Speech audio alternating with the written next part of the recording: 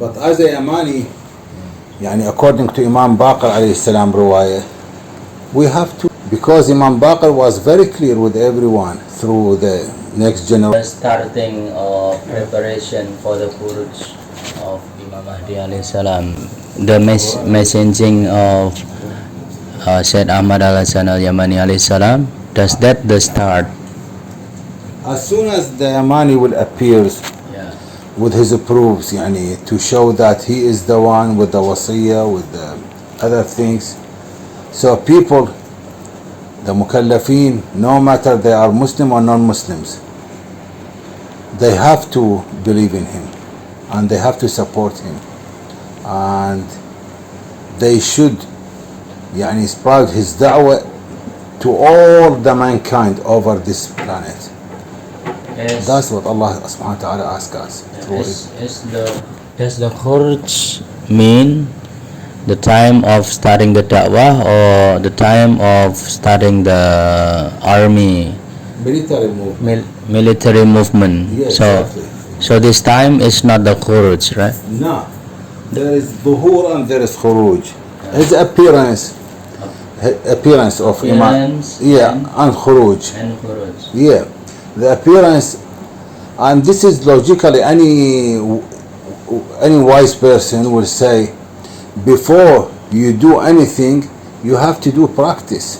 You have like to get some fit body to do any kind of sport. What about if it is not a sport? It's not for the biological body, it's for the soul. So the Yamani one comes, the very first thing, or not only the Yamani, even if the prophets, all the prophets since Adam alayhi salam, the main thing they work on it's the aqaid. They correct the aqaid of the beliefs of the people, the tawheed of the people. So the foundation to make the character, or to build or to rebuild the human being spiritually, to correct his beliefs in God, his tawheed in God. So Zuhur Imam al-Mahdi started when he sent al-Yamani. Yeah, of course. When he sent the wasi, the one who represent him, the one who been mentioned in Rasulullah sallallahu alayhi wa alihi as a Khalifa Ilahi, definitely the appearance will start, because according to Allah subhanahu wa ta'ala law, the Khalifa Ilahi, the people should obey him, should listen to him, should follow him, should support him.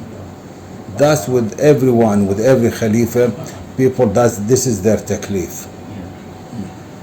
Jadi untuk dakwah dari persiapan huzurnya, zuhurnya pembaiatan Imam Mahdi alaihissalam itu dimulai dari zuhurnya Imam Mahdi alaihissalam. Zuhurnya itu dimulai dari mengutusnya beliau atau kemunculan. Jadi zuhur itu muncul, zuhurnya pengutusan Al-Yamani. Maka pengutusan Al-Yamani alaihissalam yang dimulai tahun 1999 itu untuk membenahi dan membetulkan ilmu-ilmu tauhid. Jadi yang dibenahi adalah penyelewengan tauhid yang sejak sekian lama di perjalanan kaum muslimin setelah gaibnya Imam Mahdi alaihissalam tahun 255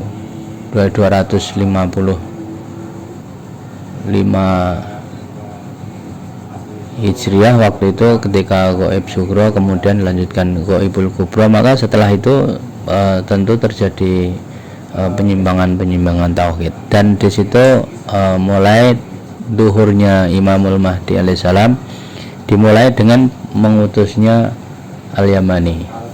Maka bagi orang-orang yang mukallaf itu wajib untuk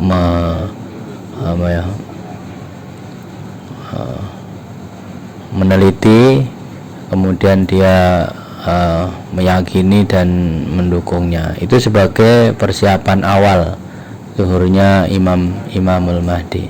Kemudian tahapan yang kedua adalah masuk ke khuruj. What does that mean in English? The khuruj and the explanation. Khuruj is Arabic, right? Yeah. So you explain that. Yani, ظهور is an appearance of the person or the things. The khuruj, according to what is in the ruwaya, we could understand from, like the ruwaya mentioning few things, few signs. They call it qara'in in the ruwaya. The ruwaya was mentioning few signs with that movement. It could be the appearance as well. Ma'soom, when he says khuruj, but he means as a khuruj, as an appearance. According to Imam Baqir alayhi salam, if you read his part of of the riwayah, when he says alayhi salam, I mean Imam Baqir, Imam al-Baqir, وليس في الرايات راية أهدى من راية اليماني. يعني none. يعني الحق is one only. Yamani. That's all. That no one can can mention or can claim actually to say that the haqq is with me, except the Yamani. Why? Because he been appointed by Allah subhanahu wa ta'ala. And Rasulullah mentioned that in his wasiyah sallallahu alayhi wa alihi. وليس في الرايات راية أهدى من راية اليماني هي راية هدى. Huda can be only one. Yani, we can't say that there is Khalifa Ilahi guiding to the Huda, to the way of Huda, and somebody else doing the same thing. No, the somebody else who the people they think that he's doing the same thing, that one he's mukallaf as well. He got no right to stay home or not to do his taklif, to obey the Yamani, because Yamani is Khalifatullah. The riwayah will shows you how clearly he is Khalifatullah. When will the khuruj of Yamani, we call it khuruj of Yamani, when will the khuruj happened? When the 313 Ansars of Imam Mahdi completed and 10,000 second line of Ansars completed, or what other explanation with it? The condition of his khuruj, he will estimate it, because he is working under Allah subhanahu wa ta'ala what he wants, not according to our scales and our view to the situation. So these things, this is not our taklif. We have to do our taklif itself. That's what Allah subhanahu wa ta'ala asks us. But when he will do the khuruj, what year, what day, this is not our taklif at all. This is belongs to Allah subhanahu wa ta'ala who decided. Yani, it's a good example that the Muslimin during Rasulullah sallallahu alayhi wa alayhi time, they been asking Nabi sallallahu alayhi wa alayhi, oh, look at Quraysh, what they have done to us and to our families. Please, let's fight them. Let's do something to their convoys who pass the desert when they do trading between Mecca and some other cities. Rasulullah sallallahu alayhi wa said, I can't. I'm not permitted yet to do military movement. And the Quran mentioned it. He said, Bismillah ar-Rahman ar-Rahim, أذن للذين يقاتلون بأنهم ظلموا وأن الله على نصرهم لقدير. Then he said, now I got the permission from Allah. Allah أذن لي to make that movement, to make that step. So it's a choice and it's a select of Allah, the time, the plan, the position, the geographic location. This is not from our taklif at all. And so the people who they ask for this question, they should give us a proof from the Quran or from the riwayat Ahl al-Bayt alayhim salam, or from the or ahadith Rasulullah sallallahu alayhi wa alayhi, to say that we are involved in this plan. Yani we have the right to be involved, to ask the Yamani or to ask the Imam Mahdi alayhi salam, what is your plan, when you will start moving.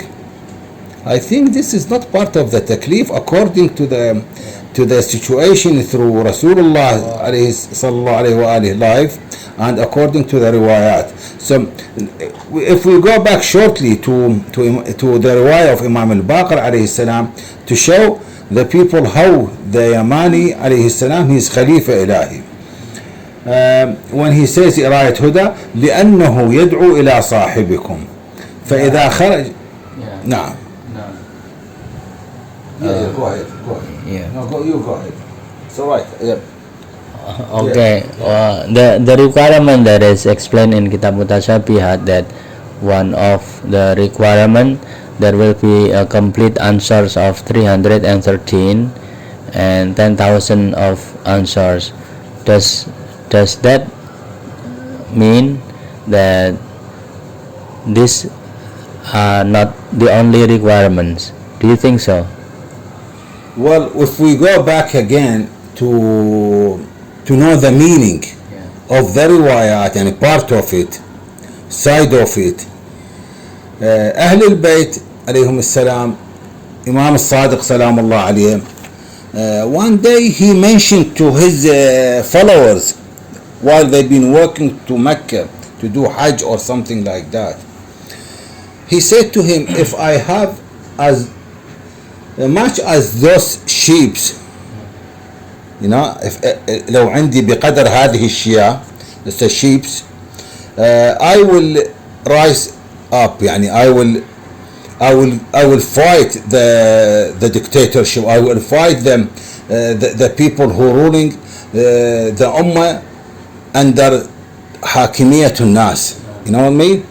Then the followers, he said, when Imam Sadiq yani walked away little bit further, he said, I went to these sheep to account them. I remember he said about, and the riwayah says, about 17 sheep. What the meaning of he got 17 sheep? Quran mentioning about the sheep. إن هذا أخي له 99 نعجة ولي نعجة واحدة. What does that mean then? It means the sheep always they follow the guiders. Always they follow the owner without any objection. If he goes left, if he goes right, if he goes forward, or if you take them back. So the sheep, they follow the guidance without any objection. So now we come back to 313. 313, according to Imam Ahmad al-Hasan alayhi salatu wassalam, he mentioned that 313 means number 7. Number 7, the uqul of those followers reach to the 7th heaven. Right, 7 heaven. Yeah. اكتمال العقل, complete aql they have. So definitely when they become to that level of iman, of faith, they will obey their exactly their leader without any objection, and whether even if it's in their heart or doubt. So Imam alayhi salam looking for these people, What the about quality. The number of the people? It could be okay. It's not no problem. The number could be higher than that. Yeah, Could be the number, but the main thing in that procedure, in that plan, in that mission, in that task, is to make the human being, Yamani alayhi salam, or Rasul before him, Khulafa Allah, they worry about how to make the human beings.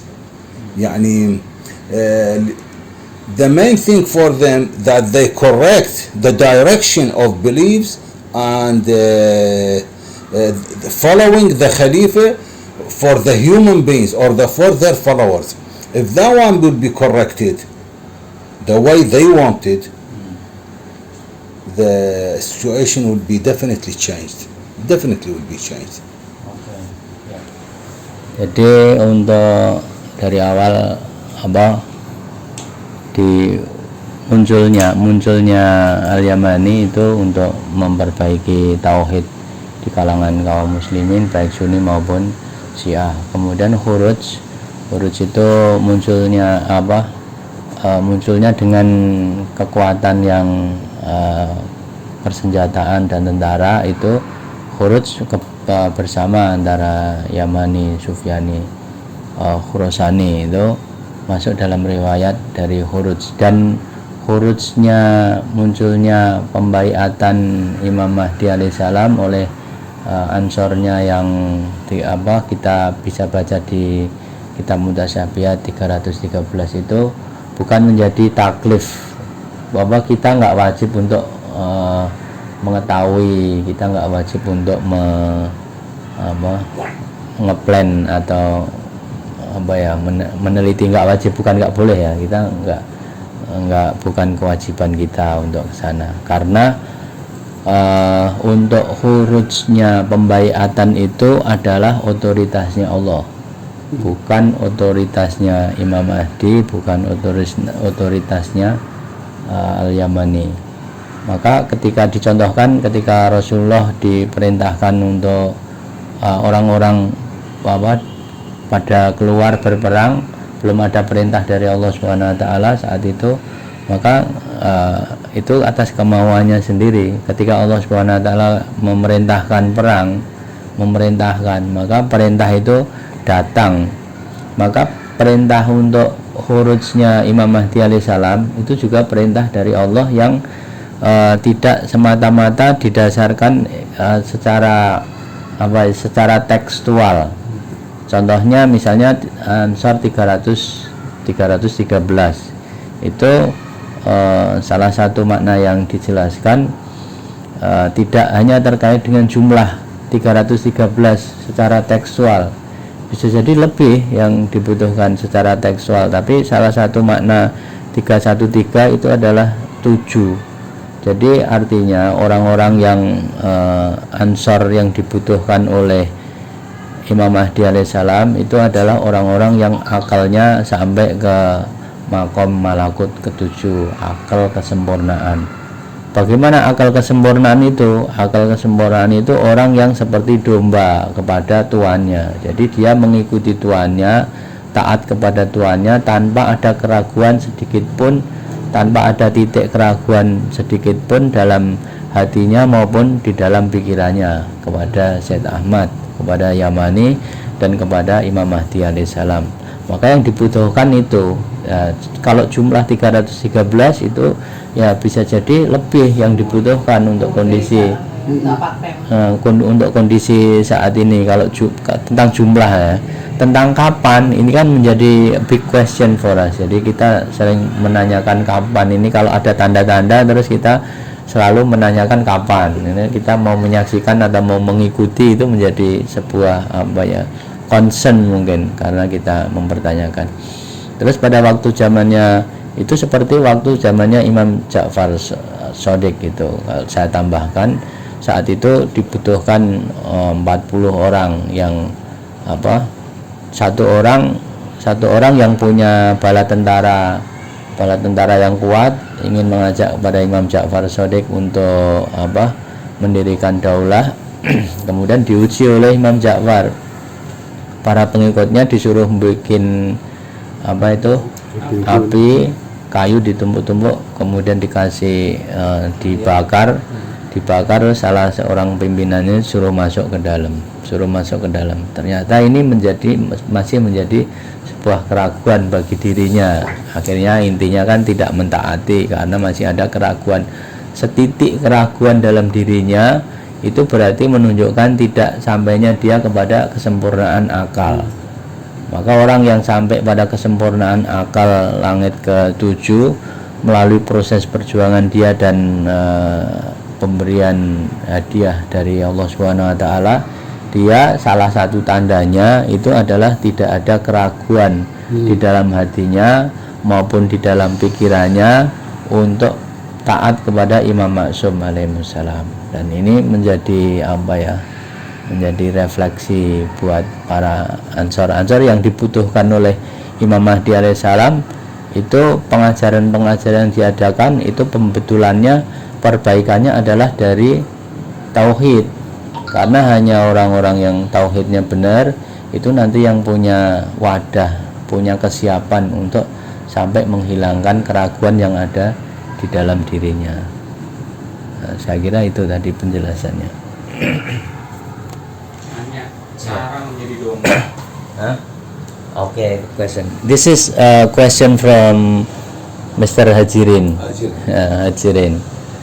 How the process simple okay, complete okay, to be like a ship to reach our spiritual into the seventh heaven, where we have no doubt in our heart and our mind to obey Imam alaihi salam.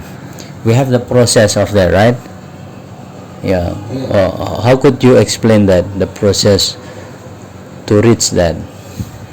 The obedience contains a lot of meanings. Yeah. Like, you not only accept his call, that will be enough. Definitely not. This is the first step you do from your taklif.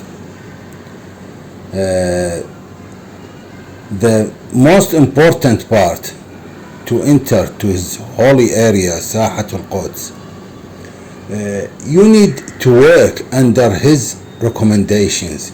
Spread da'wah to the people, explain it to the people by the way he wants, nicely and smoothly and quietly. Even if they make you nervous, the other people, doesn't matter. Show them what is the akhlaq, what is the moral of Ahlul Bayt alayhim salam. Plus, getting from his knowledge and listen to his office. Because if I want to push myself forward to get closer to that light, I obey every single thing comes out of him. So when he tells me that this is my office, Maktab al-Najaf, you have to listen to him. So that's it. And matter is finished. It's been done. Yani, all what I can say, yes, my يعني my Imam عليه السلام, yes, my guider, my person who Allah subhanahu wa ta'ala choose him, who Rasulullah mentioned him in the Wasiyah. So he knows, as a Khalifa Ilahi, he knows whom to choose and how to choose and how to recommend him or them to his followers. All what they need, his followers, to obey his orders.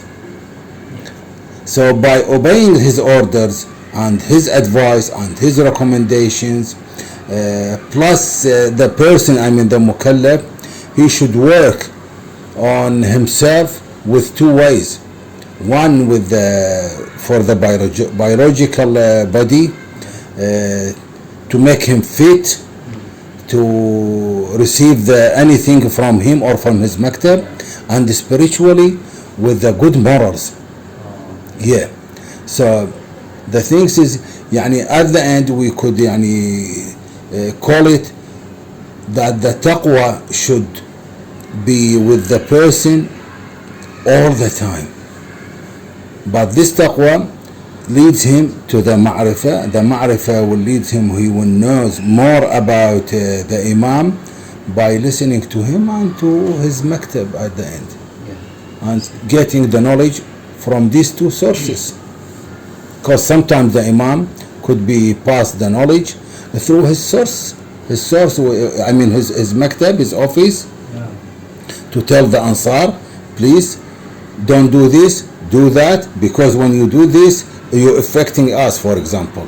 So the Ansar should listen to them. Jazakumullah khair. Jadi untuk tahapan-tahapan kita menjadi ansor yang bisa seperti domba ya, yang taat tanpa ada keraguan. Itu membutuhkan proses perjalanan yang baik.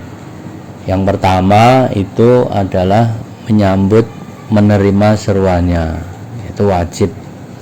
Jadi orang-orang yang menyambut seruan Khalifatullah, maka itu bisa jadi sebagai syarat utama, dia wajib menerima seruan Yamani alaihissalam. Kemudian kalau tahapan berikutnya adalah bagaimana dia mendengarkan, mentaati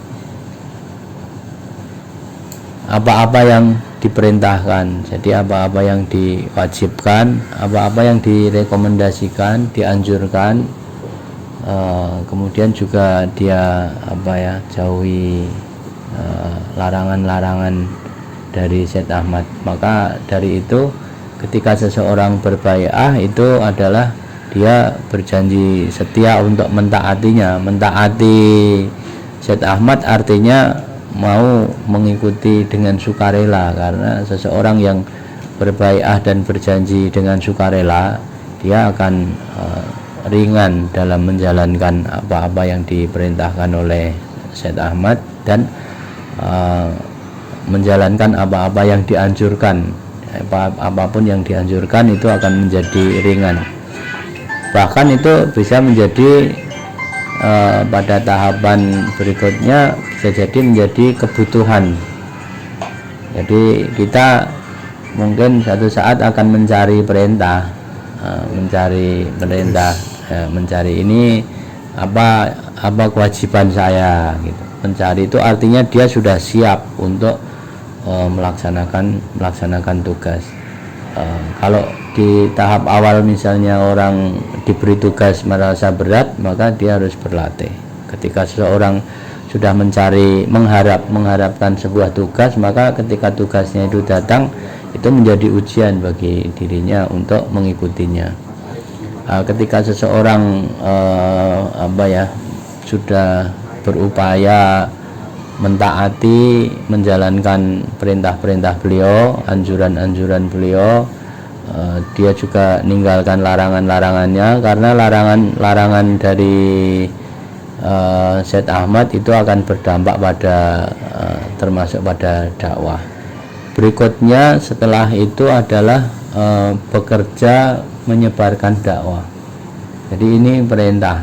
Jadi ini juga tahapan, apapun tantangannya, baik tantangan dari eksternal maupun tantangan dari internal, ini menjadi tantangan. Kadang-kadang kalau kita mau menyampaikan dakwah itu memang ada keraguan-keraguan, ada ketidakpercayaan diri itu muncul ketika misalnya kita mau sampaikan kitab ke Ustadz si Fulan gitu, ternyata juga ada keraguan-keraguan. Nah, itu yang harus kita atasi, nggak apa-apa. Jadi itu keraguan-keraguan itu harus kita lalui dan kita tetap menjalankan misi dakwah kemana saja, kepada semua orang. Dengan setelah kita mengerjakan dakwah itu, berikutnya tetap kita menjaga akhlak perilaku dari Ahlul Bait alaihissalam. Maka kita selalu mencari contoh-contoh dari akhlaknya para maksumin dan kita terapkan. Maka tahap itu yang akan mengantarkan orang untuk mendapatkan anugerah sampai ke kesempurnaan akal. Jadi dia menerima seruan, kemudian dia dengan sukarela jalankan perintah-perintah dari Syed Ahmad, anjuran-anjurannya juga diperhatikan, larangan-larangannya, kemudian dia menyebarkan dakwah, kemudian untuk ketaatan perintah-perintah dari Syed Ahmad itu tadi ditambahkan adalah termasuk itu perintah dari petugas-petugas perwakilan Syed Ahmad yang ada di Najaf, karena sering disebutkan bahwa orang-orang yang di Najaf ini adalah mewakili saya, bahwa setiap keputusan yang diambil petugas perwakilan Najaf itu selalu dikoordinasikan dengan beliau, dikonsultasikan dengan beliau, tidak independen, jadi semua akan dikonsultasikan dengan Syed Ahmad. Yang keempat, yang terakhir tadi adalah berakhlak seperti akhlaknya Ahlul Bait alaihissalam. Maka itu sudah jelas. Jadi 4 langkah itu tentu perlu kita tingkatkan, kita optimalkan, dan itulah jalan yang sudah kita minta sejak dulu. Jadi kita meminta jalan yang lurus, Shiratal Mustaqim, dan itu tahapan-tahapannya sudah bisa kita laksanakan. Dan tantangan-tantangannya ya kita hadapi, tantangan-tantangan dalam perjalanan. Ada yang sebagian ringan, ada yang sebagian punya tantangan-tantangan, maka itu menjadi konsekuensi dari kita. Bagi orang-orang yang beruntung, dia akan mendapatkan makrifah dan dia akan mendapatkan kesempurnaan. There is still the following up question about some riwayah that when Imam Mahdi appears, when Imam Mahdi alaihissalam khuruj, and he will come to ulama who will obey. What about the killing of ulama by Imam Mahdi alaihissalam? Could you explain that? Sayyid Ahmad al-Hasan alayhi salam, he was mentioning so many in his books about the killing. He said Mahdi alayhi salam, first of all, he been sent as a mercy, as a rahmah. He been sent to correct the wrong thing, the wrong path. He been sent to get Sunnat Rasulullah, as Rasulullah he mentioned it, and he's ordered the people to follow it up. So he said the killing means you kill the darkness inside that person with the knowledge we give. Yamani alayhi salam, he is Nahar, he is the river in Jannah, from Jannah. He gives the people what they need, and extra from knowledge and the lightness to remove and to kick out all the darkness in those people.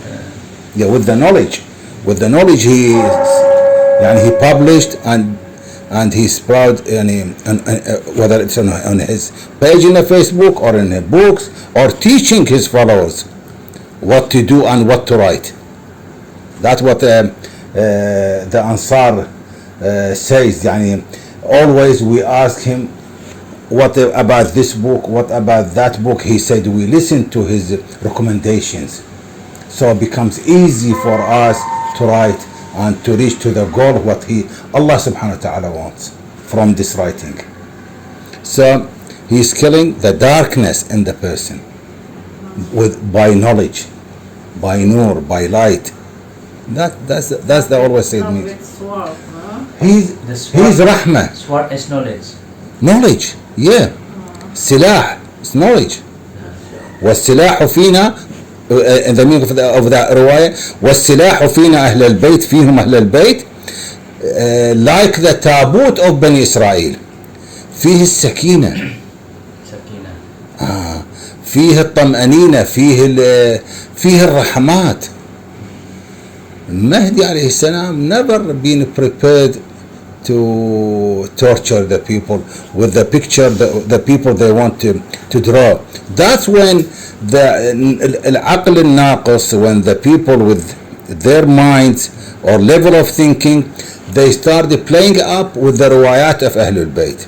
That's why Ahlul Bayt been warning us, don't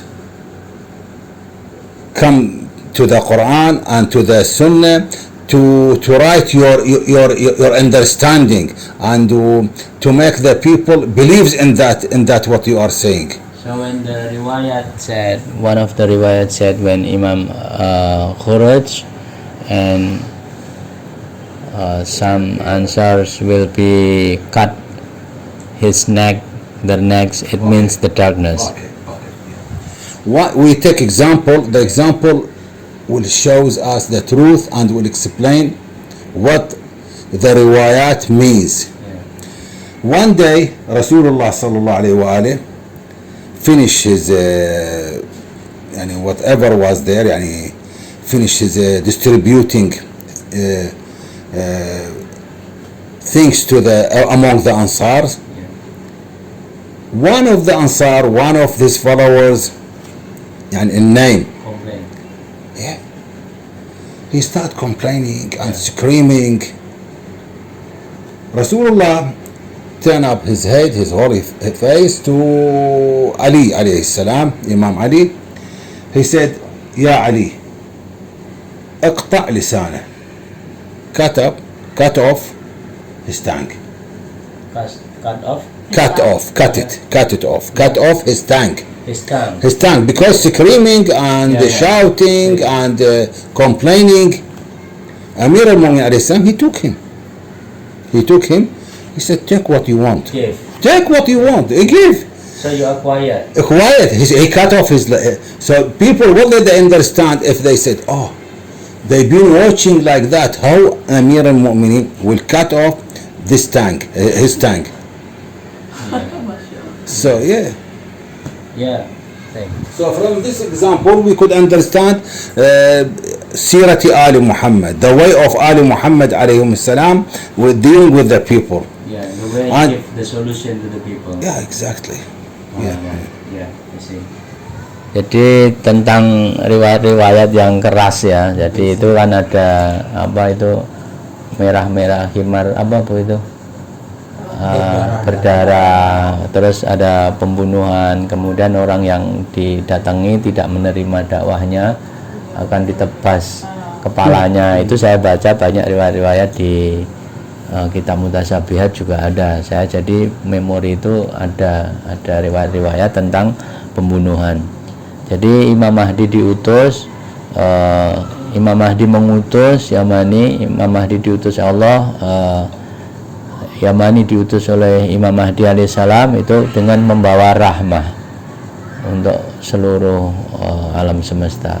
Maka makna-makna pembunuhan itu adalah untuk menghilangkan, mengusir kejahilan, kegelapan yang ada pada dirinya. Mengusir kalau ya, bahasa sederhana ya antara lain mengusir al-ana di dalam dirinya sebagai simbol dari kegelapan. Dengan apa? Dengan ilmu. Karena ilmu-ilmu yang diajarkan oleh Al-Yamani dari Syed Ahmad Al-Yamani itu adalah sungai yang bersumber dari surga. Jadi keilmuan beliau itu bersumber langsung dari para maksumin alaihissalam. Maka beliau bukan menciptakan, karena itu memang sumbernya sama, jadi mengalir. Maka siapa saja yang mau meminum sebanyak-banyaknya, dia akan mendapatkan keberuntungan di sana. Nah, pedang yang dipakai untuk menebas leher itu juga bermakna ilmu. Jadi pedangnya pembawa ilmu. Mungkin juga salah satu makna Dzulfiqar, pedang itu adalah juga ilmu yang diajarkan. Jadi dalam makna contoh yang diberikan ketika Rasulullah Shallallahu Alaihi membagi sesuatu kepada para umatnya, maka ada yang terima dan ada yang nggak terima. Mulailah ada orang yang mengeluh, ada yang komplain, ada yang protes gitu. Maka Rasulullah mengatakan, manggil kepada Imam Ali, wahai Ali, tebaslah lidahnya, potonglah lidahnya.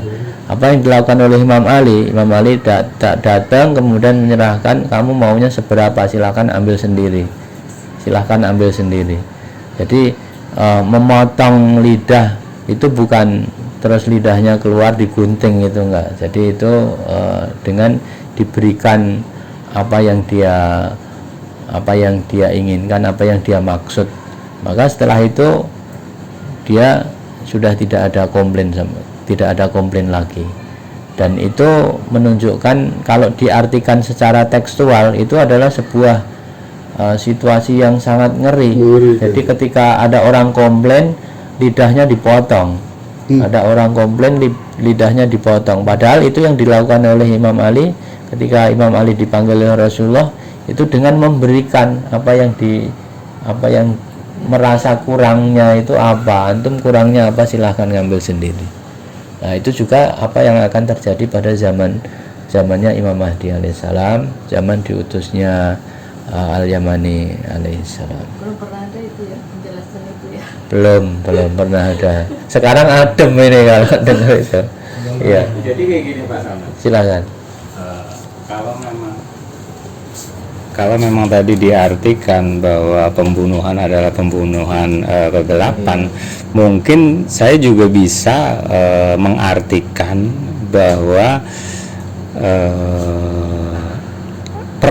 perang yang sangat dahsyat yang belum pernah terjadi, mungkin sebetulnya perang sekedar perang di medsos atau apa gitu. Bisa nggak terjadi kayak gitu? Jadi sebetulnya nggak ada perang secara fisik kayak gitu. Kalau memang cara penafsiran kayak tadi kayak gitu kan. Jadi itu sih kalau menurut saya untuk saat ini ya saya ambil itu biar apa? Biar saya nggak ngeri terhadap masa depan gitu kan. Artinya udah jalanin aja gitu kan. Kayak gitu. There is a riwayah when before Imam al-Mahdi alayhi salam khuruj, there was a big war, the war, right? We don't know. Where's the riwayah says big war? Oh, we listen to the riwayah said that. So the war and the killing, that was the killing of the war of the da'wah, the killing and the killing of al-ana, the killing of the darkness. That The darkness. By the way, we should believe in bida because al-bada, Ahl al-Bayt alayhim salam said that never Allah worship better than obeying the al-bida, because Allah can change anything when He wants and how He wants and the way he estimated. So the war or the other things could be not happening. yes. Could be not happening. Happens at all. If the riwayah said that, Yeah, al-bida could be happens in this way. Could be not happened. Could be Allah subhanahu wa ta'ala forgive them. Allah and the people of Yunan alayhi salam, the adab covering up them, right? But Allah subhanahu wa ta'ala, He moved it. So with the dua of Imam, the dua of Ahlul Bayt, maybe few things or majority of the things will be removed, and the things will go slowly to the Yamani alayhi salam to lead it up, to show the people what is the value of the life, to take it as a bridging way to the heaven with the knowledge of Ahlul Bayt alayhim salam. Because the Yamani alayhi salam, when he came, he doesn't want anything from the people. He's calling them to enter the paradise. That's all what his mission at the end. He wants to take them. Yeah. up to you. Yeah, up to the person now. Ahlul Bayt been warning us with a lot of things, riwayat. They said, don't disobey him, then you lose the akhirah. Ahlul Bayt in their riwayat alayhim salam, Imam al-Jawad especially, Imam al-Jawad alayhi salam was telling Rayyan, and the people came with him, he said, do you know the meaning of the riwayat? He said, do you know how many times we make dua for you? 100 times every day. Ma'soom, he makes dua to his Shia, to his followers, 100 times a day. So we pray 5 times. This time 20. times 20. 100 times a day. يعني how many times an hour? 4, 5, 5 times an hour. 5 times an hour Imam makes dua for his followers. So all what they want, they want to take us to the paradise. Yeah. He doesn't want anything from the people more than that. Alhamdulillah.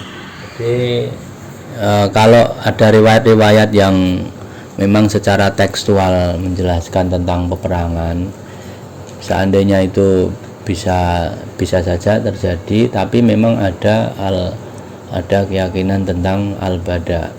Jadi Allah Subhanahu wa taala bisa merubah sesuatu yang sudah terencana karena ada sebab-sebab lain yang akan menyebabkan terjadi perubahan.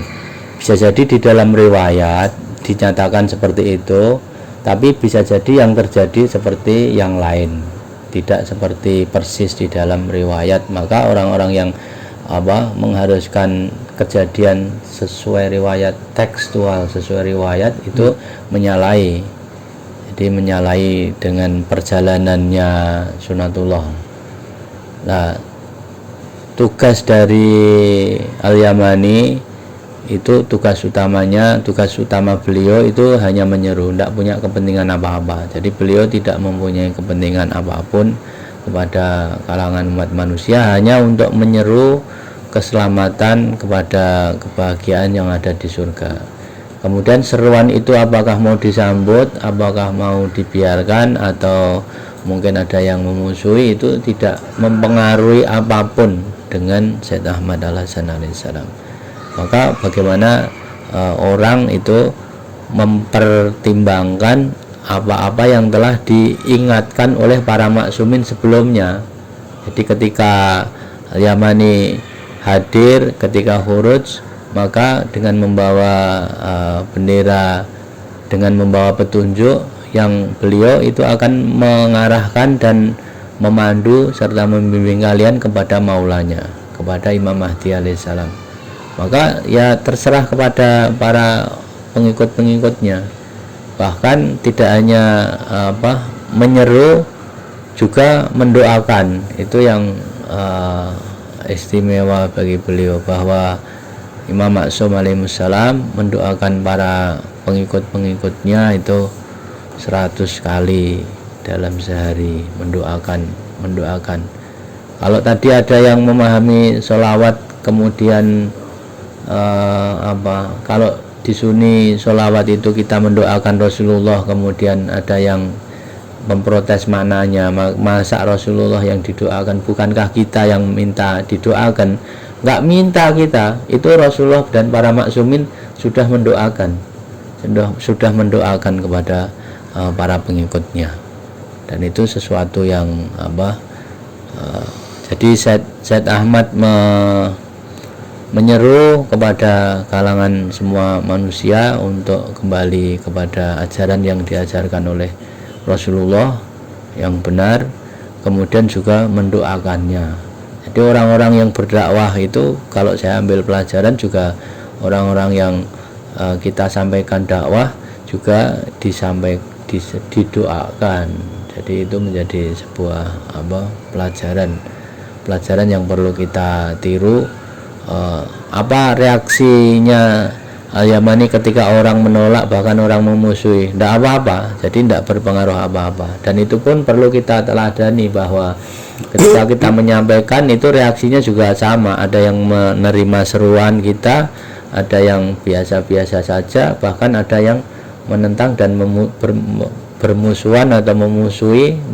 Kalau kita nggak memusuhi, jadi mungkin ada yang memusuhi, dan kita harus tidak apa-apa, tidak berpengaruh apa-apa, karena tugas kita juga meneruskan menyampaikan, bukan memaksa orang. Saya kira itu. Yang dimaksud dengan apabila keluar Al-Yamani ya, haram jual beli senjata bagi setiap manusia dan muslimin. Itu maksudnya apa? Ya. Haram. There is a riwayat when Yamani al-Khuruj, it is forbidden to sell the weapons. What does that mean? Well, any weapons can be used against him, of course, يعني, because the enterprise of Khalifatullah, it belongs to Allah subhanahu wa ta'ala. It's a way to Allah and his project and his enterprise for the mankind to be saved. Now if somebody comes and throwing stone on that way, or making fire and disturbing the plan, disturbing the people working under the order of or recommendation of that Khalifa, of course he's that person, he is going to make the front of Khalifatullah weak. Now selling arms could be anything. These days the arms doesn't mean sword, doesn't mean the military arms. These days the technology information, is it big part of the war or not? Exactly. So you're not allowed as a person, you're supposed to support Allah subhanahu wa ta'ala project or enterprise, and you work in the meantime as a person, and any person to work as a traitor. It is forbidden to get advantage of what that makes the da'wah hard. Is that? How I don't make how to make it hard? And what do you mean by make it hard? The da'wah You see, anything yeah, supporting the enemy of Allah, it's haram. don't take advantage on what is the anything that will that will support the da'wah. Don't take advantage. Of course, Yeah. that's part of the haram as well. So the haram is very wide. To be traitor haram, to help the enemy of Allah during the conflict, it's haram. Making the people doubt about Khalifatullah by sprouting different ideology, it's haram. So anything can be arms, anything can be silah. Silah al-aqidah, we say silah in Arabic, silah al-aqidah, arm of beliefs. Arm of beliefs. So beliefs or the fikr or the ideology, it is an arm. What else? The information, it's an arm. The mankind source, it's an arm. So we can't limit the word of arm to say it's a sword, it's a cannon. No, not necessarily that. The word itself, it's very elastic, could contains a lot of meanings.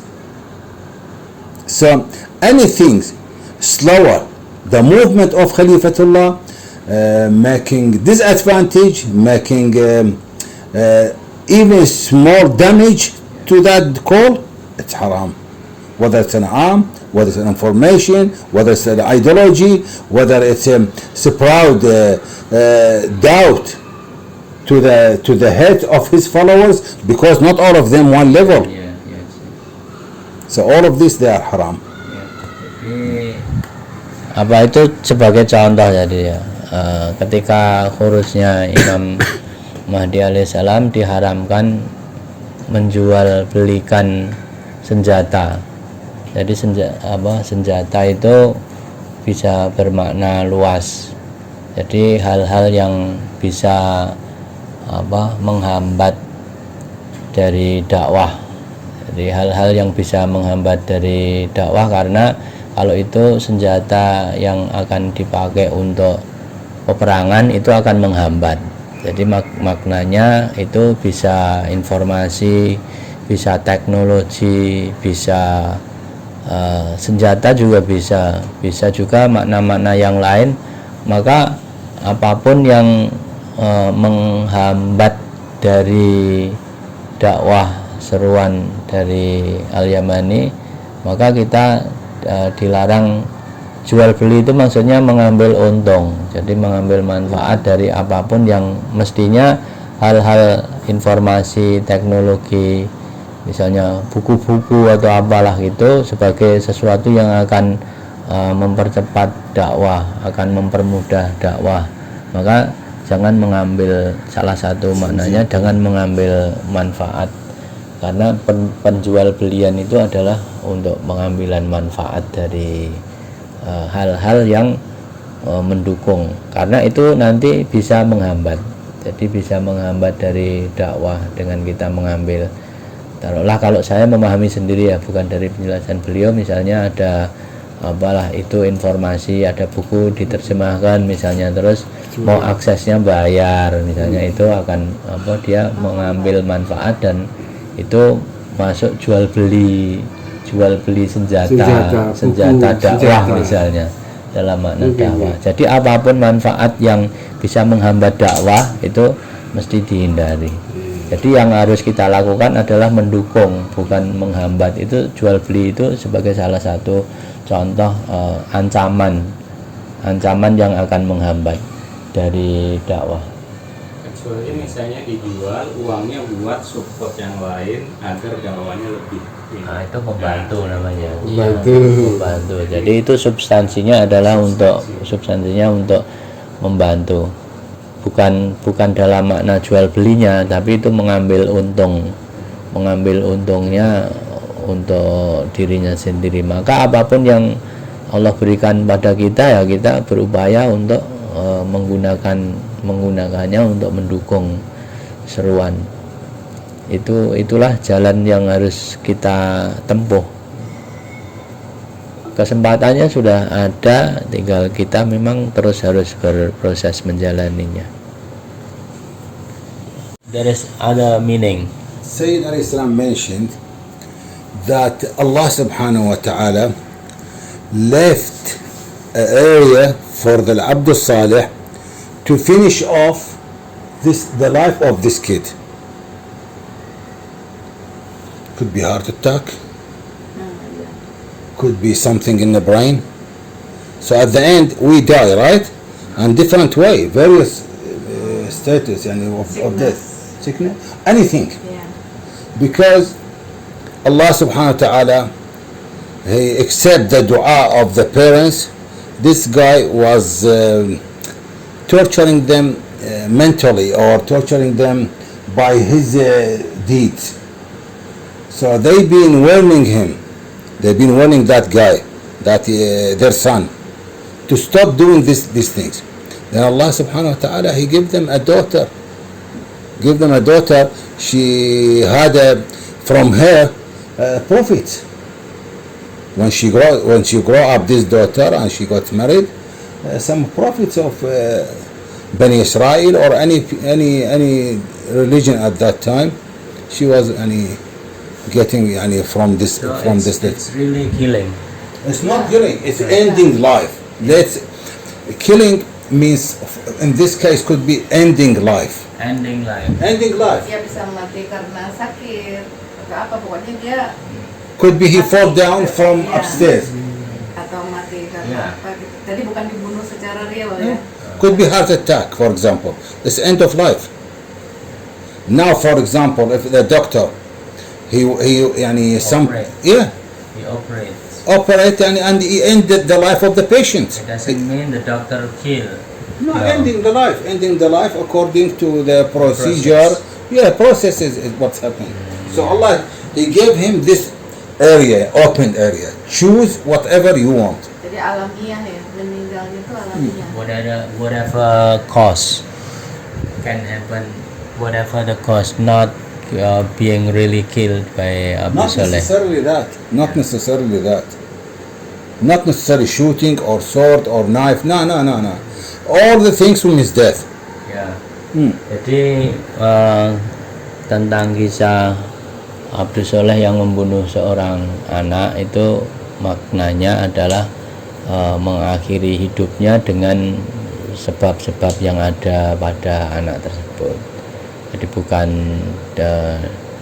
dalam makna dibunuh, bukan dalam makna dibunuh secara zahir tanpa ada sebab apapun gitu, bukan. Jadi memang anak tersebut meninggal dengan sebab-sebab yang ada pada anak tersebut. Ya, kira itu. Berarti hanya Nabi Musa melihat gitu bahwa ini beliaulah yang istilahnya mematikan gitu. Ya, itu melihatnya seperti itu. He could be do it by other way. Yani, for example, the Ma'soom, the Imam, ordering the soul of that guy, ordering the soul of that person to go one step above. So the soul will be not connecting the biological body in this universe. Definitely he will die. Because the soul is responsible about the movement or the things of the body. Ya, So maybe the Ma'soom ordering the soul to go one step behind, to the back. Then it will be existed in this universe, in this universe, but not on the earth. So the body will die. Body will stop. All the organics will stop, because like you have light, yani, as a light, but there is no power in it, no electricity power, so the light will not work. No light at all. But actually, you see, you have a light, but no power. So he might be, yani, push, order the malaika or order the soul, go back one step to above, yani, higher from this biological body. It will be not existed. Ya, jadi memang kan kematian itu pelepasan jasad oleh roh. Jadi roh itu sebagai penggeraknya jasad, maka ketika rohnya meninggalkan jasad, ya itulah yang disebut kematian. Maka kematian itu roh yang meninggalkan jasadnya. Bisa jadi Maksumin Abdus Soleh itu meminta rohnya untuk naik ke makom yang lebih tinggi, makom yang lebih tinggi dari rohnya si anak tersebut. Maka ketika diminta untuk naik rohnya ke makom malakut di barzah yang lebih tinggi, ya otomatis berakhir kehidupannya, meninggallah itu. I'm not saying, by the way, I'm not saying this happened this way, but the Ma'soom, he got so many options, which is it. Some of them it comes to our mind, some of them we don't know them. We don't know his options. We don't know his procedures, because he got big area of and so many choices. So many causes can be chosen, right? Yeah, by him. Yeah, exactly. Jadi kalau itu sebagai contoh ya, contoh bukan seperti itu. Jadi sebagai contoh bahwa asbab-asbab bisa jadi seperti itu, sebab-sebab sebuah kematian itu sangat banyak. Jadi sangat banyak, apapun ada di otoritasnya Allah, dan itu sebab-sebab itu terbentang luas.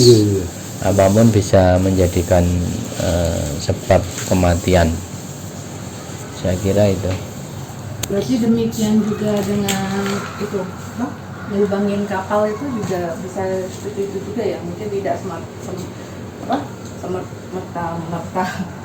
Merta melubangi kapal, bisa jadi juga melubangi kan? Iya benar, tapi maksudnya tidak dilihat orang sebagai sebuah kejahatan gitu loh.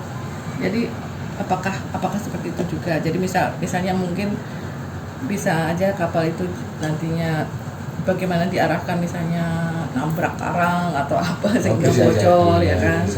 Ya, jadi tidak secara zahir dilubangin apa dirusak gitu. Ya itu kan orang, soalnya kan kalau seperti itu kan orang melihatnya sebagai kejahatan. Ya itu gini, saya mengambil pelajaran bahwa itu kan riwayat dari para maksumin alaihissalam. Maka untuk memahami riwayat tersebut, ya kita kalau punya bayangan sendiri, interpretasi sendiri, bisa jadi bahwa interpretasi dan bayangan kita secara tekstual tentang riwayat misalnya tadi kan peperangan, apa pembunuhan itu kan terus kita membayangkan sendiri. Nah itu antara lain maknanya ternyata nggak seperti itu.